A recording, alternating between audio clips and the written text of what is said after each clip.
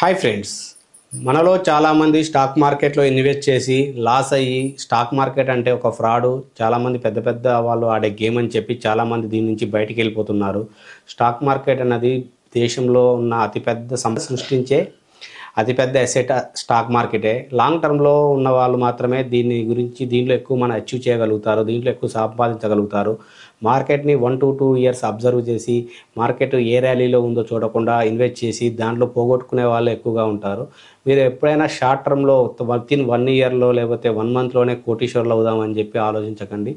ఏదైనా పర్స్పెక్టివ్ క్లియర్గా గోల్ ఓరియంటెడ్గా మీ దగ్గర ఉన్న క్యాపిటల్ అమౌంట్ ఎంత ఉంది దాన్ని బట్టి మీరు ఎట్లా రీచ్ అవ్వాలన్నది క్యాలిక్యులేట్ చేసుకోవాలి. కానీ ₹1,00,000 ₹1,00,00,000 సంపాదించాలి, 1 డేలో హీరో అవ్వాలి, 1 డేలో ఒక ట్రేడ్ తోటే సంపాదించాలని చెప్పి చూడవద్దు. దీనికి అసలు అందరికీ అది పాసిబుల్ కూడా కాదు, ఎగ్జిక్యూటివ్ కూడా అవ్వవు. ఏదో మీకు ఇప్పుడు ఫేస్బుక్లో ఇన్స్టాగ్రామ్లో చూపిస్తున్న వాళ్ళందరూ కూడా వాళ్ళు సంపాదించేది వేరు, వాళ్ళు చూపించేది వేరు.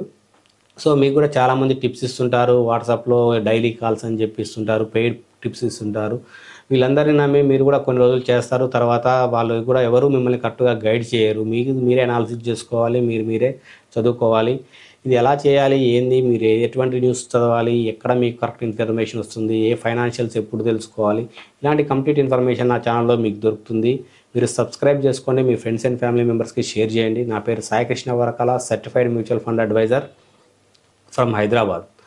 మీరు ఇక్కడ నా ఛానల్లో డైలీ మార్కెట్ అప్డేట్స్, ఏ స్టాక్స్ పెరుగుతున్నాయి, ఏ స్టాక్స్ తగ్గుతున్నాయి, ఏ సైకిల్ ఎప్పుడు తిరుగుతుంది, కొన్ని రోజులు మిడ్ క్యాప్ కంపెనీస్ ర్యాలీస్ ఉంటాయి, కొన్ని రోజులు స్మాల్ క్యాప్ ర్యాలీ ఉంటుంది, కొన్ని రోజులు నిఫ్టీ 50 లార్జ్ క్యాప్ ఇలాంటివి ర్యాలీ ఉంటుంది. ఈ సైకిల్లో మనం ఎప్పుడు ఏ సైకిల్లో ట్రేడ్ చేస్తున్నాం, ఇన్వెస్ట్ చేస్తున్నాం అనేది మనకు చాలా ఇంపార్టెంట్.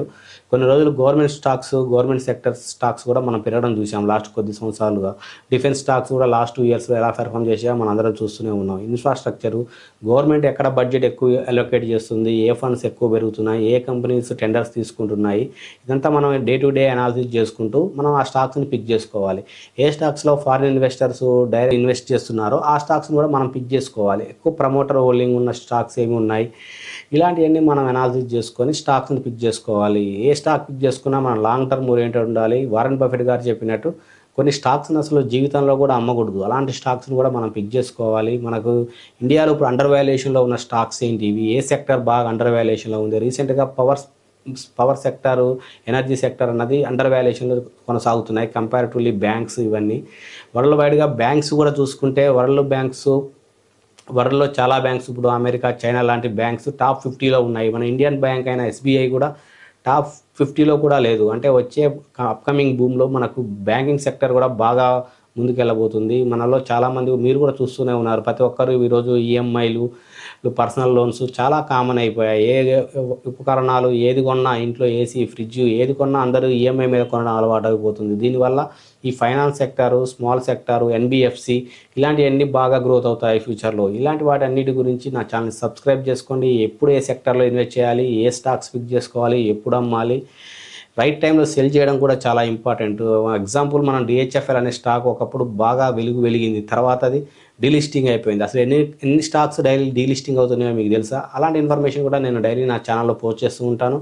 ఇలాంటి కంప్లీట్ అప్డేట్స్ మీకు మిస్ అవ్వకుండా ఉండాలంటే నా ఛానల్ని సబ్స్క్రైబ్ చేసుకొని బెల్ ఐకాన్ క్లిక్ చేయండి. Thank you.